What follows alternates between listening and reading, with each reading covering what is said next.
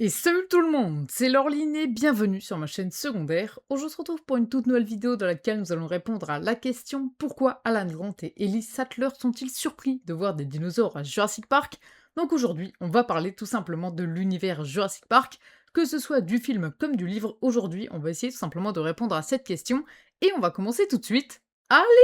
c'est parti!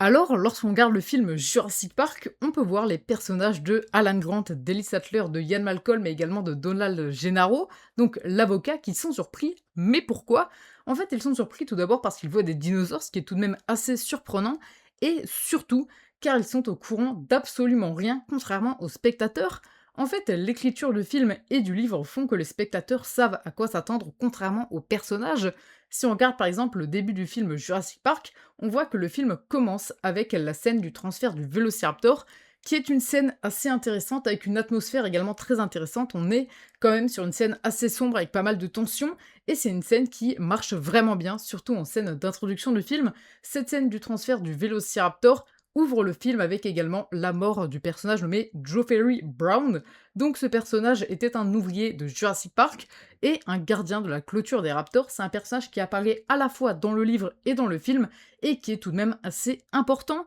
Ce personnage apparaît dans le prologue du premier roman de Michael Crichton, donc le roman Jurassic Park. Donc dans ce roman, on a le personnage de Joffrey Brown qu'on voit également dans le film, qui va être grièvement blessé par un vélociraptor, et il va être emmené dans un hôpital local au Costa Rica. Là-bas, il va rencontrer le docteur Roberta Carter, qui est souvent surnommé Bobby, et donc ce personnage va tout simplement essayer de le soigner. Donc on voit que le personnage de Joffrey Brown est vraiment énormément blessé, il a beaucoup de griffures sur le corps, il a également des blessures assez profondes qui vont jusque dans sa chair, et surtout autour des blessures, on remarque tout simplement de la bave qui nous laisse un petit peu penser qu'il a été attaqué tout simplement par un animal, ce qui est le cas puisqu'il a été attaqué par un dinosaure et plus précisément un vélociraptor. Donc quand le docteur Roberta Carter lui demande ce qui est arrivé tout simplement, lui il n'est pas dans la capacité de répondre, donc les personnes qui l'ont accompagné répondront comme quoi il a été blessé dans un accident de maintenance. Bon, le docteur Roberta Carter sait tout simplement que c'est complètement faux, il ne peut pas être autant blessé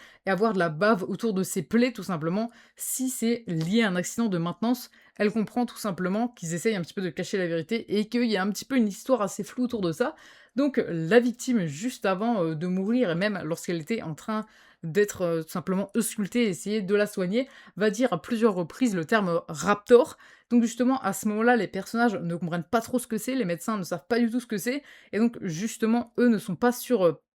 la piste tout simplement des dinosaures, mais nous, en tant que lecteurs, on est tout simplement amenés sur cette piste et on sait tout simplement que celui-ci a été attaqué par un vélociraptor, et donc justement, on est déjà au courant dès l'intro du film et l'intro du livre, ou plutôt le prologue du livre, comme quoi on va parler tout simplement de dinosaures et que celui-ci a été attaqué par un dinosaure. Ensuite, on a directement la deuxième scène, qui est donc les fouilles paléontologiques. Donc les fouilles paléontologiques, c'est un petit peu la liaison entre les deux scènes, où tout d'abord on voit un dinosaure vivant, qu'on voit assez peu dans le film, et ensuite on voit entièrement un fossile, et donc on peut faire le rapprochement entre ces deux dinosaures, puisque dans les deux cas ce sont un vélociraptor qui sont présents, et donc justement on peut faire la liaison un petit peu entre ces deux scènes, et donc directement on voit un petit peu le fossile et finalement la version un petit peu vivante. Donc directement, les personnages sont en train de faire leur fouille paléontologique, et là directement, il y a Hammond qui arrive. Donc c'est le personnage qui va financer les fouilles de Ellie Sattler et de Alan Grant.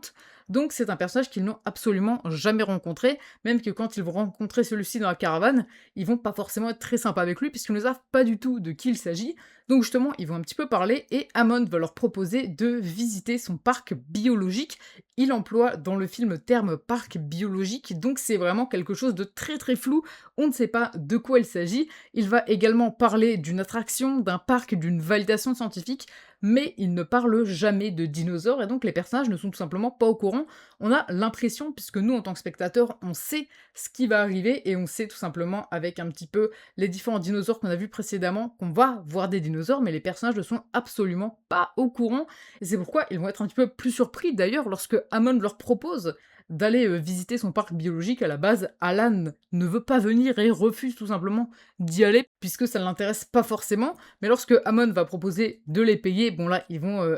accepter, on va dire, un petit peu son offre. Sinon, dans le livre, c'est aussi un petit peu différent. On va plus nous en parler et plus nous parler de dinosaures. Tout d'abord, on va voir l'attaque du raptor dont on a parlé précédemment dans le prologue avec le personnage de Joffrey Brown. Ensuite, on a l'attaque de la jeune fille de la famille Bowman, donc le personnage nommé Christina Bowman, qui est donc la fille tout simplement de la famille Bowman, qui va se faire attaquer par un Procompsognathus. Dans le livre, au début, on ne sait pas, parce qu'on nous parle d'un lézard, d'un oiseau, on ne sait pas trop de quoi il s'agit, et de quelle espèce, on va dire, de quel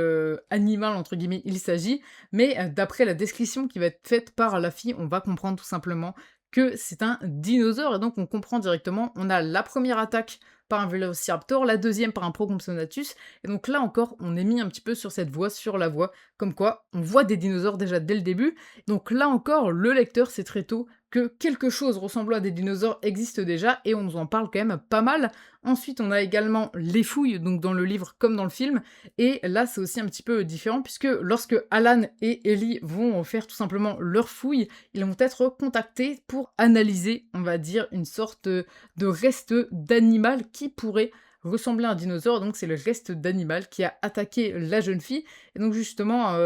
lorsque Alan est sur le point de partir, il va justement recevoir un petit peu le reste de l'animal pour l'analyser, et donc ça ressemble quand même pas mal à un dinosaure, mais c'est tellement compliqué d'affirmer que c'est un dinosaure, puisque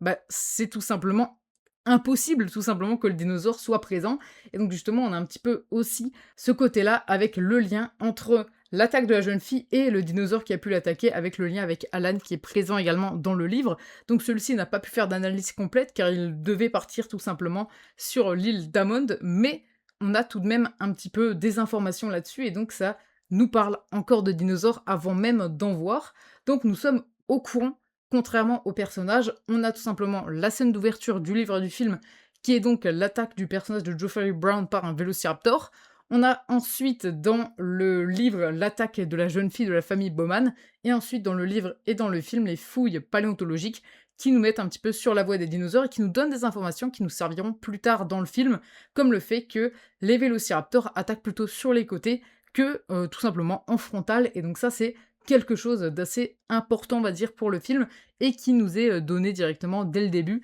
et donc ça c'est assez intéressant. Et donc tous ces éléments, le fait qu'en tant que spectateur, nous sommes complètement au courant de ce qui se passe et complètement au courant qu'on va tout simplement voir des dinosaures, qu'on en oublie que les personnages eux-mêmes ne sont pas au courant, et qu'en fait, Hammond ne dit à aucun moment qu'ils vont voir des dinosaures, il dit juste qu'ils vont voir et visiter un parc biologique. Et donc, lorsqu'on arrive à la scène des brachiosaures, cette magnifique scène des brachiosaures, en fait, c'est pourquoi elle fonctionne si bien et pourquoi leur réaction fonctionne également si bien, parce que ces personnages ne sont pas uniquement dans l'émerveillement, c'est aussi une véritable révélation pour eux, c'est tout simplement un petit peu l'aboutissement de quelque chose, ils ont tellement l'habitude d'avoir tout simplement des dinosaures fossilisés, et là ils en voient dans la vraie vie, et c'est énormément de questions, énormément de choses, on va dire, qui se passent à ce moment-là dans leur tête, et c'est tout simplement la surprise totale, c'est tout simplement, ils sont choqués, car c'est inimaginable pour eux d'avoir des vrais dinosaures en face d'eux, et donc justement, on a vraiment cette scène qui marche tellement bien, puisque